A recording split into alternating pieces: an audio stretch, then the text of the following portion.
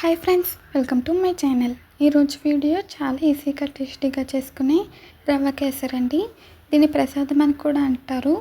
దేవుడికి ప్రసాదంగా నైవేద్యంగా చేసుకోవచ్చండి. లేదంటే స్వీట్ తినాలనిపిస్తే అప్పటికప్పుడు చాలా ఈజీగా ఫాస్ట్గా రెడీ అయిపోతుంది.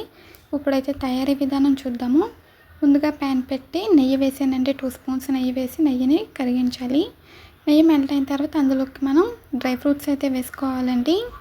డ్రై ఫ్రూట్స్ ఎక్కువగా వేసుకుంటే టేస్ట్ కూడా చాలా బాగుంటుందన్నమాట. ఇలా నేతిలో వేయించి వేసుకుంటే సూపర్గా ఉంటుందండి. జీడిపప్పు వేసి కొంచెం వేయించిన తర్వాత అందులోకి కిస్మిస్ వేసుకొని ఫ్రై చేయాలి.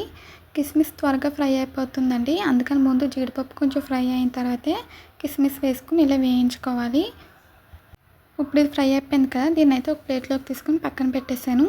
మీరు ఇంకా ఏమైనా డ్రై ఫ్రూట్స్ కావాలంటే యాడ్ చేసుకోవచ్చండి. ఇప్పుడు అదే ప్యాన్లో మనకి మిగిలిన నెయ్యి అయితే ఉంది కదండి, ఆ నెయ్యిలోకి రవ్వ అయితే వేసుకోవాలన్నమాట. 1 కప్పు సూజీ రవ్వ వేసానండి. దీన్ని కరాచీ రవ్వ అంటారు, సూజీ రవ్వ అంటారు. ఉప్మా రవ్వ అనమాట అండి. రవ్వ వేసుకుని బాగా వేయించుకోవాలి. లో ఫ్లేమ్లో పెట్టుకుని కలుపుకుంటూ ఫ్రై చేయాలండి. ఈ రవ్వ వేగిపోతే మనకి కమ్మని వాసన వస్తుంది. దూరగా వేయించుకోవాలండి, అప్పుడే మనకి కరెక్ట్గా ఉంటుంది. ఇలా ఫ్రై అయిన తర్వాత ఇందులోకి వాటర్ అయితే వేసుకోవాలి. 1 కప్పు రవ్వకి 2 కప్స్ వాటర్ వేసాను. వాటర్ వేసి లో ఫ్లేమ్లోనే ఉడికించుకోవాలండి. బాగా కలుపుకోవాలి. వాటర్ వేసిన తర్వాత ఎక్కడ కూడా ఉండలు లేకుండా బాగా కలుపుకోవాలి. 1 కప్పు రవ్వకి 1/2 కప్పు పంచదార అయితే తీసుకున్నానండి. ఈ కొలతలతో చేసుకుంటే చాలా పర్ఫెక్ట్గా వస్తుంది. చూసారా, రవ్వ ఇలా సాఫ్ట్గా ఉడికిపోయిన తర్వాత 1/2 కప్పు పంచదార అయితే వేసేసుకొని బాగా కలుపుకోవాలండి. ఈ పంచదార మొత్తం కూడా మనకి కరిగిపోవాలి. ఈ రవ్వ కేసరి చాలా టేస్టీగా ఉంటుందండి.